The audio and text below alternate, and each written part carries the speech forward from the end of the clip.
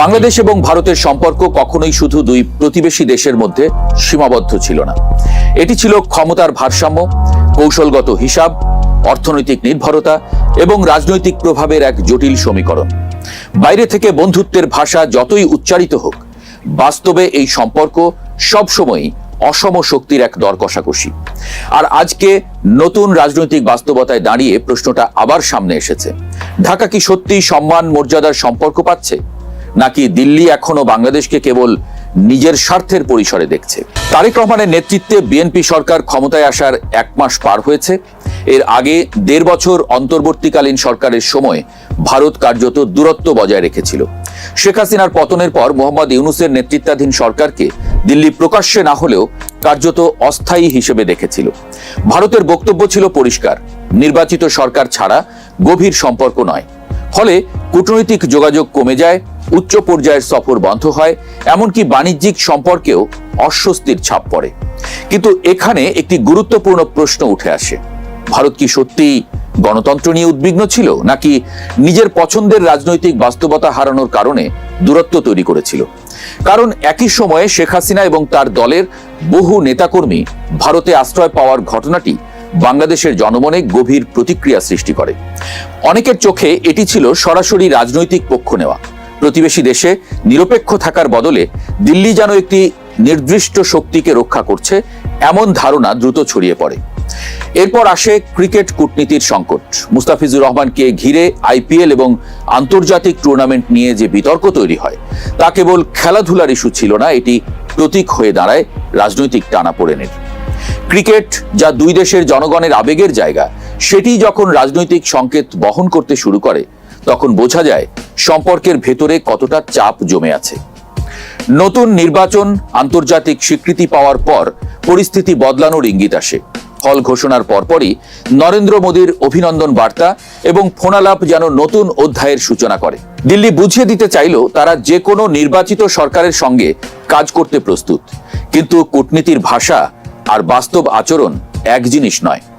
আজকের বাস্তবতা হলো, ভারত বাংলাদেশের সঙ্গে সম্পর্ককে সব সময় একটি কৌশলগত সম্পদ হিসেবে দেখে। বিশেষ করে ভারতের উত্তর পূর্বাঞ্চলের জন্য বাংলাদেশের ভৌগোলিক অবস্থান অত্যন্ত গুরুত্বপূর্ণ। ট্রানজিট, রেল সংযোগ, বন্দর ব্যবহার সবকিছুই ভারতের অর্থনীতি এবং নিরাপত্তার জন্য বিশাল সুবিধা তৈরি করে। কিন্তু প্রশ্ন হচ্ছে, একই মাত্রায় কি বাংলাদেশ লাভবান হয়েছে? বাংলাদেশের অনেক বিশ্লেষকের মতে সম্পর্কের ভারসাম্য এখানে ভেঙে যায়। ভারত সংযোগ চায়, বাজার চায়, নিরাপত্তা সহযোগিতা চায়, কিন্তু পানি বন্টন, সীমান্ত হত্যা, বাণিজ্য বৈষম্য কিংবা ভিসা নীতিতে সমান উদারতা দেখা যায় না। ফলাফল হিসেবে বাংলাদেশের জনগণের মধ্যে একটি ধারণা শক্তিশালী হয়েছে, দিল্লি বন্ধুত্বের ভাষা ব্যবহার করলেও সিদ্ধান্ত নেয় কেবল নিজের স্বার্থ দেখে। এই প্রেক্ষাপটে আগামী কয়েক মাস অত্যন্ত গুরুত্বপূর্ণ। প্রথম বড় সংকেত হবে ভিসা নীতি। এক সময় ভারত ছিল বাংলাদেশিদের প্রধান গন্তব্য, চিকিৎসা, শিক্ষা, ব্যবসা, পর্যটন সবকিছুর জন্য। কিন্তু ভিসা কার্যক্রম বন্ধ হয়ে যাওয়া শুধু প্রশাসনিক সিদ্ধান্ত ছিল না, এটি ছিল রাজনৈতিক বার্তা। এখন যদি ধীরে ধীরে ভিসা স্বাভাবিক হয়, তাহলে বোঝা যাবে দিল্লি সম্পর্ক পুনর্গঠনে আগ্রহী। আর যদি বিলম্ব হয়, তাহলে তা হবে চাপ ধরে রাখার কৌশল। দ্বিতীয় সংকেত আসবে কূটনৈতিক সফর থেকে। নতুন প্রধানমন্ত্রী তার প্রথম বিদেশ সফরে কোথায় যান, সেটি শুধু প্রোটোকল নয়, এটি পররাষ্ট্র নীতির ঘোষণা। যদি দিল্লি অগ্রাধিকার পায়, তাহলে বোঝা যাবে সম্পর্ক পুনরুদ্ধারের চেষ্টা চলছে। কিন্তু অন্য শক্তিগুলোর দিকে ঝুঁকলে সেটি হবে বহুমুখী কূটনীতির ইঙ্গিত, যা ভারতের একক প্রভাব কমাতে পারে। তৃতীয় সংকেত লুকিয়ে আছে ক্রিকেটে। ভারতীয় দলের বাংলাদেশ সফর যদি বাস্তবায়িত হয়, তাহলে সেটি রাজনৈতিক বরফ গলার দৃশ্যমান প্রতীক হবে। কারণ দক্ষিণ এশিয়ায় ক্রিকেট কখনোই শুধু খেলা নয়, এটি জনমতের কূটনীতি। চতুর্থ বিষয় হলো কানেক্টিভিটি প্রকল্প। আগরতলা আখাউড়া রেল সংযোগ ভারতের জন্য গেম চেঞ্জার হিসেবে বিবেচিত। ভারতের উত্তর পূর্বাঞ্চল বাংলাদেশের ভেতর দিয়ে সহজ যোগাযোগ পাবে। কিন্তু বাংলাদেশের জনগণ এখন প্রশ্ন তুলছে, এই প্রকল্পগুলো কি পারস্পরিক সুবিধা দিচ্ছে, নাকি একতরফাভাবে ভারতের অর্থনৈতিক স্বার্থ পূরণ করছে? নতুন সরকার যদি এসব প্রকল্প পুনর্মূল্যায়ন করে, সেটি হবে সম্পর্কের নতুন বাস্তবতার সূচনা। সবচেয়ে বড় পরীক্ষা হবে গঙ্গা পানি চুক্তি নবায়ন। 1996 সালের চুক্তির মেয়াদ শেষ হতে যাচ্ছে। পানি দক্ষিণ এশিয়ার ভবিষ্যৎ সংঘাতের অন্যতম ইস্যু। এখানে ভারত যদি ন্যায্য বন্টনের পথে না আসে, তাহলে রাজনৈতিক অবিশ্বাস আরো গভীর হবে। কারণ নদী কেবল কূটনৈতিক বিষয় নয়, এটি বাংলাদেশের কৃষি, অর্থনীতি এবং অস্তিত্বের প্রশ্ন।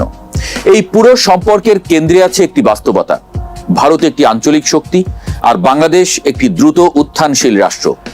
কিন্তু শক্তির পার্থক্য মানেই অসম সম্পর্ক হওয়া বাধ্যতামূলক নয়। সমস্যা তৈরি হয় যখন বড় রাষ্ট্র প্রতিবেশীকে অংশীদার নয়, প্রভাব ক্ষেত্র হিসেবে দেখতে শুরু করে। বাংলাদেশের রাজনীতিতে ইন্ডিয়া ফ্যাক্টর সবসময় ছিল, আবার ভারতের রাজনীতিতেও বাংলাদেশ একটি নির্বাচনী ইস্যু, বিশেষ করে সীমান্তবর্তী রাজ্যগুলোতে। ফলে দুই দেশের সম্পর্ক অনেক সময় জনগণের স্বার্থের চেয়ে অভ্যন্তরীণ রাজনীতিতে বন্দী হয়ে পড়ে।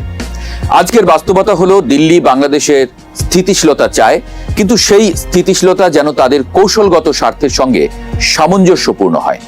আর এখানেই সন্দেহ তৈরি হয়, কারণ যখনই বাংলাদেশের নীতি স্বাধীনভাবে ভিন্ন দিকে যেতে চায়, তখন সম্পর্কের উষ্ণতা কমে যায়।